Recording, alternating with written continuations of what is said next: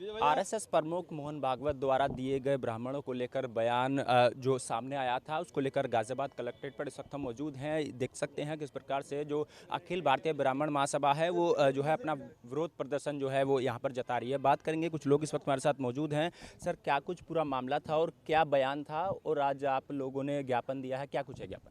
देखिए, मोहन भागवत जो संघ प्रमुख हैं, उन्होंने ये बयान दिया था कि ये जो वन व्यवस्था है ये ब्राह्मणों ने की है। उनको इतना ज्ञान नहीं है कि ये वन व्यवस्था ब्राह्मणों ने नहीं, बल्कि आज से 5000 साल पहले भगवान कृष्ण ने भी गीता में लिखा है और उन्होंने कहा है कर्मों के आधार पर इस वर्ण व्यवस्था को बनाया है। भगवान कृष्ण जाति से ब्राह्मण नहीं थे, लेकिन उसके बावजूद उन्होंने ही ये वर्ण व्यवस्था बनाई।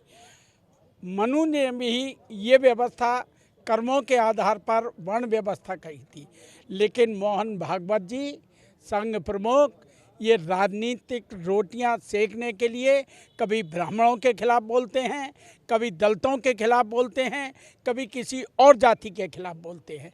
इनको केवल और केवल सत्ता चाहिए, और सत्ता में बने रहने के लिए ये जिस तरीके से अंग्रेज़ों ने इस हिंदुस्तान को डिवाइड एंड रूल की राजनीति करके करा था, उसी प्रकार ये आज केवल धार्मिक भावनाएं भड़का करके, जातिवादी वर्ण व्यवस्था को तोड़ करके ये केवल और केवल राजनीतिक रोटियां सेकना चाहते हैं।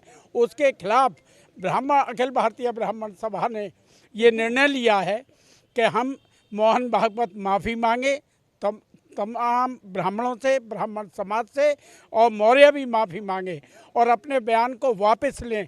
अगर उन्होंने ऐसा नहीं किया, सत्ता में है, सत्ता में हम जानते हैं कि वो कुछ नहीं होगा उनके खिलाफ, लेकिन महामहिम महोदया राष्ट्रपति जी को हमने ये ज्ञापन जिलाधिकारी के माध्यम से दिया है, और अगर उन्होंने ये अपना बयान वापस नहीं लिया तो भगवान परशुराम के वंशज इस आंदोलन को और ज़्यादा उग्र करेंगे।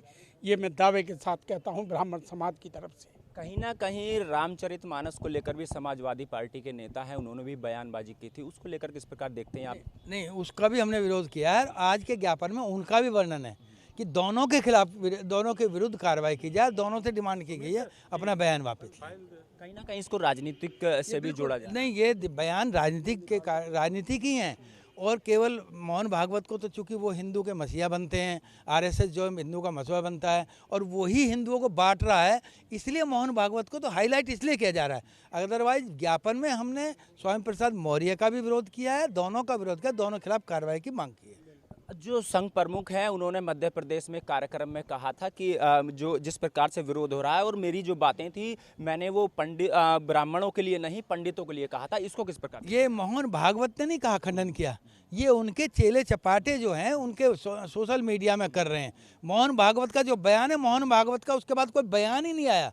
ये जो उनके चेले चपाटे हैं ना, ये उसको बचाने का प्रयास कर रहे हैं। और कुछ अखिल भारतीय ब्राह्मण महासभा जो भारतवर्षीय अखिल भारतवर्ष क्या चाहती है? अब अखिल भारतवर्षीय ब्राह्मण महासभा का मांग है कि उनके विरुद्ध वो अपने माफ़ी मांगें और अपने बयान को वापस लें, अन्यथा उनके नहीं लेते हैं तो उनके खिलाफ कानून नियमानुसार कार्रवाई की जानी चाहिए। अगर ऐसा नहीं होता, हमें मालूम नहीं होगा, क्योंकि सरकार उनके बच्चों की है।